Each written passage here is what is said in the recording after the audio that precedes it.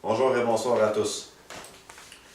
Dans une capsule précédente, on vous a expliqué un petit peu c'était quoi la démocratie directe. Maintenant, on va rentrer au cœur du gouvernement. À l'heure actuelle, votre gouvernement marche sur un mandat représentatif. Quand il devrait marcher en réalité sur un mandat impératif. Le mandat représentatif, en fait, ce que c'est que les élus, en tout cas, les personnes mises en place, soit par vous ou par un autre, parce que je vous ai expliqué aussi précédemment que c'était des corporations privées, ainsi que l'État national du Québec. Donc le gouvernement est un État privé. Hein? Faut pas l'oublier. C'est une corporation privée. Mettez-vous ça toujours dans la tête. Donc si on prend ce concept-là, en mandat représentatif, le pouvoir du gouvernement est extrêmement large, voire quasiment infini. Pourquoi? Parce qu'il n'a pas besoin de vous. Il n'a même pas besoin d'effectuer aucun changement que ce soit durant son 4 ans. Il n'a même pas besoin d'aller chercher votre voix populaire et d'en prendre reconnaissance, même d'en tenir compte. Comme par exemple lorsque vous faites des manifestations. Bien, le message que vous portez, il n'est même pas obligé d'en prendre conscience. Il peut carrément dire, bon ben regarde, c'est beau, c'est fait, merci, bonsoir, c'est fini. Et c'est là-dessus que vous vivez à l'heure actuelle. Donc, en gros, le mandat représentatif n'oblige absolument en rien nos élus. Nos élus. Ils pourraient s'asseoir sur leur laurier pendant 4 ans et attendre que le temps passe, encaisser leur chèque, puis tout simplement dire « Ah, on était là. » Tout simplement. S'ils veulent faire quelque chose, un changement majeur qui vous concerne, qui va avoir des répercussions directement sur vous, aucune sanction, voire même aucune barrière. Et c'est ce qui fait qu'on est rendu là à l'heure actuelle. Par contre, un autre mandat peut venir contrer tout ça, qui est son mandat totalement inverse. Et c'est ce que nous aimerions implanter. Le mandat impératif, contrairement au mandat représentatif, oblige les élus et les représentants du peuple à tenir compte de la voix du peuple. Ils sont assis sur des sièges éjectables, en tout temps. Donc, lorsqu'on a des preuves concrètes qu'un certain ministre ou qu'un premier ministre ne fait tout simplement pas son travail, le peuple peut demander sa destitution par voie populaire. C'est sûr qu'il y a un certain procédé à franchir. Est-ce que cette personne-là peut se rattraper? Peut-être.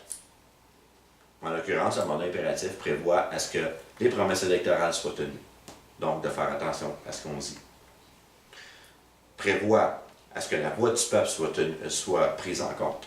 Donc, par le biais de la démocratie directe telle que je vous l'ai expliqué. Prévoit à ce que les élus travaillent d'arrache-pied pour sécuriser et pour maintenir la sécurité de ses citoyens à l'intérieur de son territoire.